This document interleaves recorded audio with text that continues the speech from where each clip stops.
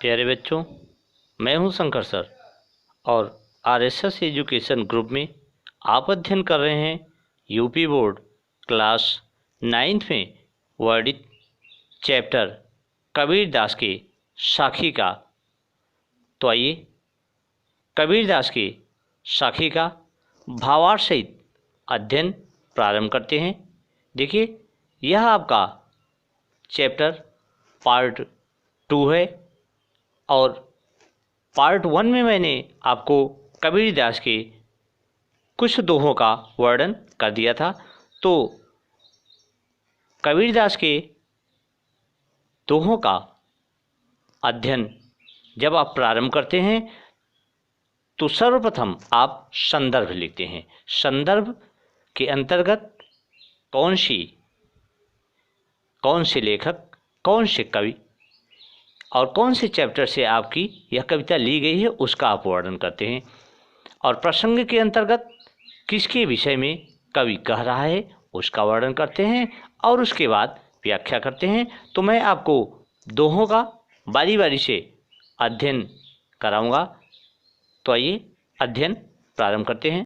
साखी का 6वां दोहा है कि भगति भजन हरि नाम है, दूजा दुख अपार,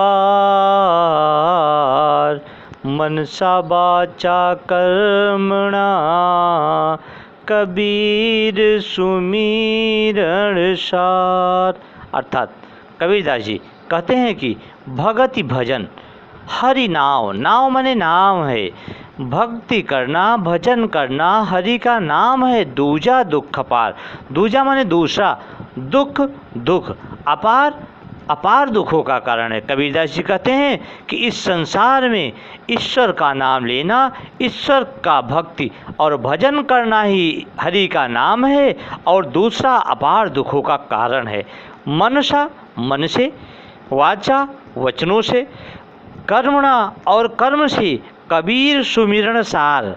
कबीरदास जी कहते हैं जो मन से, वचनों से और कर्म से, सुमिरन माने स्मरण, सार माने तत्व को, उस ईश्वरीय नाम रूपी तत्व को जो स्मरण करता है वही मन से, वचनों से और कर्म से ही ईश्वर को प्राप्त कर सकता है। अर्थात जो मन और वचन और कर्म से ईश्वर का सुमिरन करता है वही भगवान की भक्ति प्राप्त कर सकता है। और 7वां दोहा है आपका कि कबीर चित चमकिया, चहुँ दिस लागी लाई, हरि सुमिरन हाथों घड़ा, बेगे ले हूँ बुझाई। अर्थात कबीरदास जी कहते हैं कि कबीर चित्त चमकिया। कबीरदास जी कहते हैं कि मेरे चित्त में, मन में, मस्तिष्क में चमक अर्थात ज्ञान रूपी चमक उत्पन्न हो गई। चहुँ दिश लागी लाए, और चहुँ माने चारों, दिश माने दिशाओं में, लागी माने लग गई, लाए माने आग, और चारों दिशाओं में जैसे आग लग गई हो। हरि सुमिरन, तब उस समय मैंने, हरि माने ईश्वर को, सुमिरन माने स्मरण किया।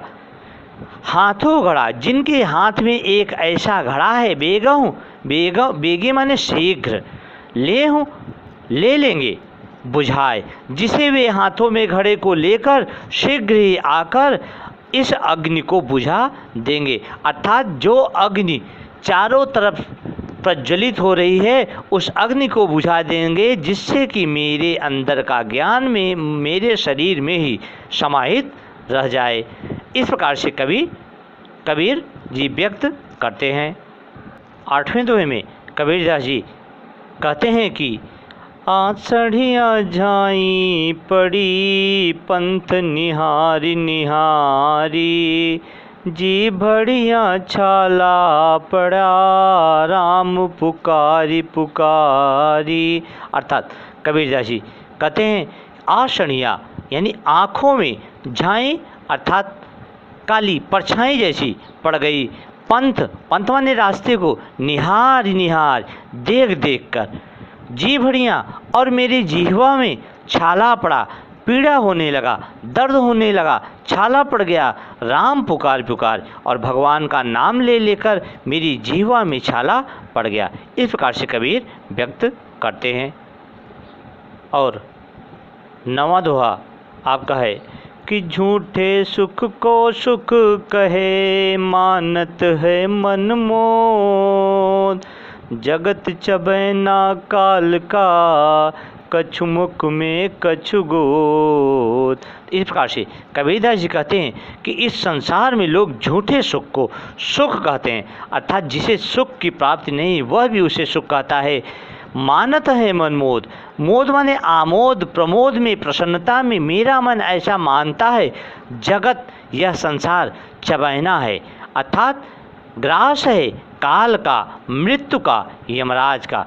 कछु मुख में कछु गोद, कुछ मुख में जाएगा और कुछ गोद में जाएगा। उसी प्रकार से जैसे व्यक्ति इस चबैना चबाता है तो कुछ मुख में जाता है और कुछ नीचे धरती पर जमीन में गिर जाता है, उसी तरह यह संसार भी जो झूठे सुख को सुख कहता है वह क्या है, एक दिन मृत्यु के यमराज के मुख में वह समा जाएगा और तब के हाथों में कुछ भी शेष नहीं बचेगा।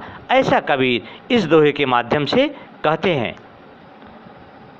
और 10वां दोहा है कि जब मैं था तब हरि नहीं, अब हरि है मैं नाय,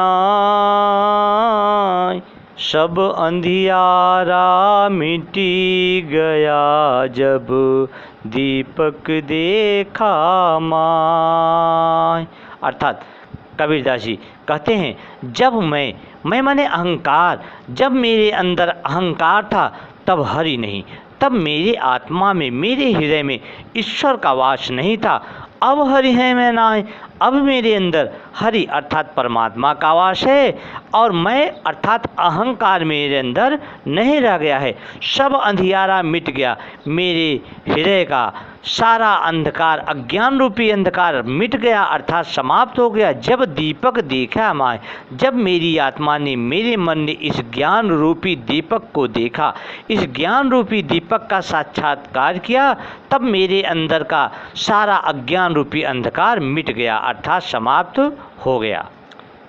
और 11वां दोहा है आपका कि कबीर कहा गरबियो, ऊंचे देखी आवास, काली परों भय लोटना, ऊपर जामे घास। तो इस प्रकार से कबीरदास ने व्यक्त किया है, इस दोहे में कहा है कि कबीर कहा गर्भियो। कबीरदास जी कहते हैं कि व्यक्ति को गर्भियो अर्थात गर्व घमंड नहीं करना चाहिए। ऊंचे देखी आवास, अपनी स्थिति को ऊंचा देखकर कभी भी व्यक्ति को गर्व घमंड नहीं करना चाहिए।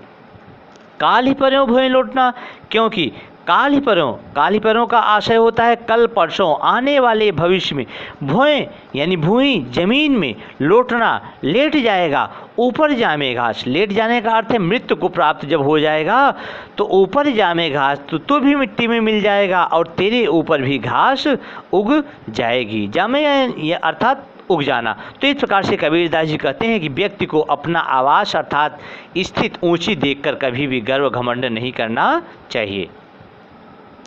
और 12वें दोहे में कबीरदास जी कहते हैं कि यह ऐसा संसार है जैसा सैंबल फूल, दिन 10 के व्यवहार को झूठे रंग न भूल। तो इस प्रकार से कबीरदास जी लिखते हैं कि यह संसार कैसा है, यह संसार इस प्रकार से, ऐसा माने इस प्रकार से है यह संसार जैसा सैंबल फूल। सैंबल का अर्थ होता है सेंबल का एक फूल आता है जो देखने में तो बड़ा सुंदर होता है, मोहक होता है, किंतु उसमें कोई स्वाद या गंध नहीं होता है। तो कबीरदास जी उसी प्रकार से सेमल की फूल के समान इस संसार की तुलना करते हुए कहते हैं कि जैसे यह सेमल का फूल देखने में तो बड़ा सुंदर लगता है लेकिन उसके अंदर कोई खासियत नहीं होती है। दिन 10 के व्यवहार को, उसी प्रकार से इस संसार के लोगों का जो व्यवहार है वो कैसा है, दिन 10 का, 10 दिन का मात्र व्यवहार है। इस झूठे भ्रम में पढ़कर अपने अस्तित्व को, अपनी मानवता को मत भूल जाओ। इस प्रकार से कबीरदास जी मनुष्य को सचेत करते हैं। और 13वां दोहा है कि इहीं अवसर चेत्या नहीं, पशु जो पाली दें, राम नाम जाना नहीं, अंत पड़ी मुहक से। अर्थात कबीरदास जी कहते हैं यह अवसर, अवसर माने समय, इस समय तुमने चेतना नहीं किया, विचार नहीं किया, तो पशु ज्यों पाली दें, और पशु के समान अपनी देह को ही सब कुछ मानकर उसका पालन करते रहे, उसको पालते रहे। राम नाम जाना नहीं, राम के नाम का अस्तित्व तुमने जाना नहीं, तो अंत पड़ी मुँह से माने होता है राख, धूल, तो अंत में तुम्हारे शरीर पर भी राख अर्थात धूल पड़ी की पड़ी रह जाएगी। तो इस प्रकार से कबीरदास जी व्यक्त करते हैं। और 14वें दोहे में कबीरदास जी लिखते हैं कि यह तन कांचा कुंभ है, लिए फिरे था साथ, ढबका लागी फूटी गया, कछु न आया हाथ। अर्थात कबीरदास जी कहते हैं कि यह तन कांचा कुंभ है। देखिए तन माने शरीर, कांचा माने कच्चा, कुंभ माने घड़ा। तो कबीरदास जी कहते हैं कि यह जो शरीर है हमारा, यह क्या है, यह कच्चे घड़े के समान है, लिया फिरे थे साथ, और मैं इसे भ्रमवश अपने साथ लेकर घूमता था, फिरता था, टहलता था, ढबका लागी फूट गया, क्योंकि यह शरीर कच्चे घड़े के समान है।